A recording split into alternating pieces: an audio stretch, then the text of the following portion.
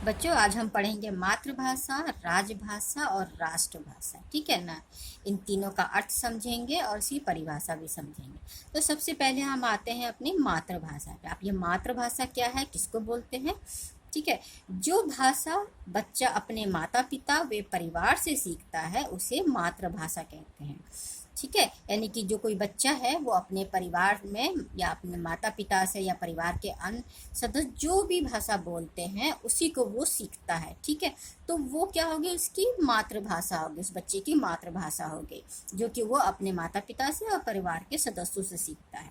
जैसे कि मान लेते हैं उदाहरण के लिए कि आपका जन्म हिंदू परिवार में हुआ है तो आपकी मातृभाषा क्या हो गई, हिंदी ही हो गई। इसी तरह किसी बच्चे का जन्म पंजाबी परिवार में हुआ है या गुजराती परिवार में हुआ है तो उस बच्चे की मातृभाषा क्या होगी, पंजाबी होगी और गुजराती होगी।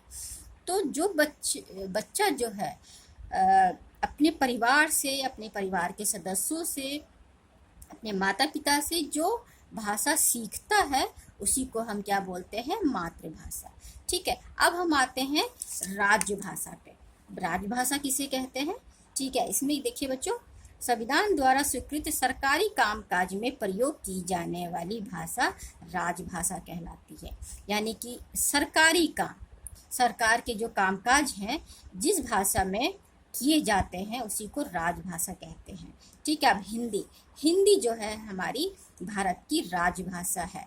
हिंदी को 14 सितंबर सन 1949 को राजभाषा का दर्जा दिया गया, यानी हमारे संविधान ने हिंदी को राजभाषा का दर्जा दिया है और इस राजभाषा में ही सारे जो सरकारी कामकाज होते हैं वो हमारी राजभाषा में ही होते हैं। ठीक है बच्चों, अब देखते हैं आगे। चूँकि भारत बहुभाषी देश है, बहुभाषी देश मीन्स यानी कि हमारा जो भारत देश है, हमारे भारत देश में बहुत सारी भाषा बोली जाती है। ठीक है, इसे देखते हुए यहाँ की सुविधा के अनुसार राज्य को अंग्रेजी और वहाँ की मातृभाषा में कार्य करने की अनुमति भी दी गई है। अब हमारे देश में बहुत सारी भाषा बोली जाती है, बहुभाषी देश है हमारा देश, तो इसके हमारे देश बहुत बड़ा भी है, तो सुविधा के लिए हमारी सरकार ने ये सुविधा दी है हमारी सरकार ने कि राज्य जो है वो सरकारी कामकाज अंग्रेजी में भी कर सकते हैं और वहाँ की जो मातृभाषा है उसमें भी कर सकते हैं। ठीक है बच्चों, तो ये आपको समझ में आ गया होगा कि राजभाषा किसे कहते हैं और हमारी राजभाषा क्या है, यानी हमारे मतलब कि हमारे देश की राजभाषा क्या है। चलिए बच्चों आगे हम लोग बढ़ते हैं। आगे है राष्ट्रभाषा। अब राष्ट्रभाषा किसको बोलते हैं ये हम पढ़ेंगे। ठीक है, देश में सबसे अधिक बोली जाने वाली भाषा को राष्ट्रभाषा कहा जाता है, यानी कि हमारे देश में, हम अपने देश की बात कर रहे हैं, हमारे देश में सबसे ज़्यादा जो भी बोली जाती है उसी को क्या बोलते हैं, हमारी राष्ट्रभाषा बोली जाती है। सबसे ज़्यादा जो बोली जाने वाली भाषा होती है उसी को राष्ट्रभाषा कहते हैं, किसी भी देश की, चाहे वो हमारे देश की हो या अन्य देशों की। ठीक है, अब यहाँ पे देखते हैं हमारे देश की राष्ट्रभाषा हिंदी ही है, हमारे देश की राष्ट्रभाषा भी हिंदी है और राजभाषा भी हिंदी ही है। ठीक है, अब यहाँ पर देखते हैं हमारे देश के कई राज्य ऐसे हैं जिसमें हिंदी बोली जाती है, जैसे आपके दिल्ली हो गया, बिहार हो गया, उत्तर प्रदेश हो गया, मध्य प्रदेश हो गया, राजस्थान हो गया, हरियाणा हो गया, हिमाचल प्रदेश हो गया और भी अन्य ऐसे राज्य हैं जहाँ पे हिंदी ही बोली जाती है। ठीक है, तो ये हमारी क्या हो गई, हिंदी हमारी जो है हमारी राष्ट्रभाषा हो गई। ठीक है, समझ में आया ना राष्ट्रभाषा। अब हम आते हैं, एक बहुत इम्पोर्टेंट है कि बोली और उपभाषा में अंतर क्या है। बोली किसको बोलते हैं और उपभाषा किसको बोलते हैं, ये बहुत ही इम्पोर्टेंट है बच्चों, इसको समझना बहुत ज़रूरी है कि दोनों में अंतर क्या है, फ़र्क क्या है। अब आते हैं, सबसे पहले बोली हम समझते हैं। भाषा के क्षेत्रीय रूप को बोली कहा जाता है। क्षेत्रीय रूप मीन्स होता है एक क्षेत्र विशेष में जो बोली जो बोली बोलते हैं, ठीक है ना, उसी को हम बोली बोलते हैं।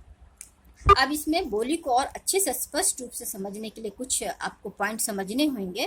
पहला इसमें पॉइंट है, बोली का जो संबंध है वो मौखिक रूप से होता है। भाषा का मौखिक रूप से, हमने पढ़ा था भाषा के भेद, उसमें जो पहला भेद होता है मौखिक भेद, तो बोली का संबंध किससे है?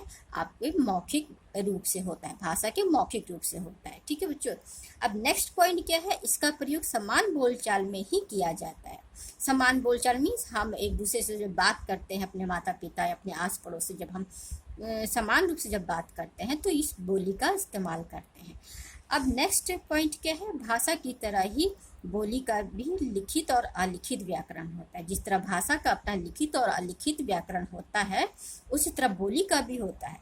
ठीक है, अब यहाँ पे देखते हैं नेक्स्ट पॉइंट क्या है? बोली में समान रूप से साहित्य रचना नहीं होती है। साहित्य रचना का अर्थ होता है कि कोई भी गद्य या पद, ठीक है, चाहे वो कहानी के रूप में हो या कविता के रूप में हो, तो जब बोली जो है उसमें कोई भी साहित्य रचना नहीं होती। लेकिन किंतु जब किसी बोली में साहित्य रचना होने लगती है तो वह बोली उपभाषा कहलाती है।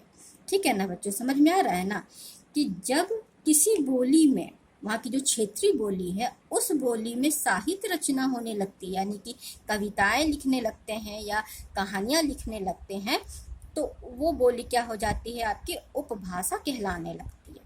अब ठीक है, दोनों में अंतर समझ में आया ना? अब देखिए, जो बोली है, हिंदी हमारी क्या है? भाषा है, तो उसकी देखिए बोली है आपकी मैथिली हो गया, ब्रज हो गया, भोजपुरी, अवधी, मगही, मालवाड़ी आदि, ये सब क्या है? आपकी हिंदी भाषा की बोलियां हो गई। जब इन बोलियों में साहित्य रचना होने लगती है, यानी कविताएं लिखने लगते हैं, हम कहानियां लिखने लगते हैं, तो वो क्या कहलाती है? उपभाषा कहलाती है। आप समझ में आया? आप क्लियर हुआ ना? अब इसको सरल शब्दों में इसकी परिभाषा भी देख लीजिए।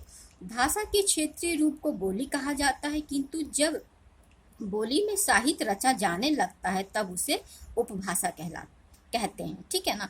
तो ये दोनों में अंतर हो गया। बोली और भाषा में आप बोली और उपभाषा में आप अंतर समझ गए होंगे कि बोली किसको बोलते हैं और उपभाषा किसको बोलते हैं। ठीक है बच्चों?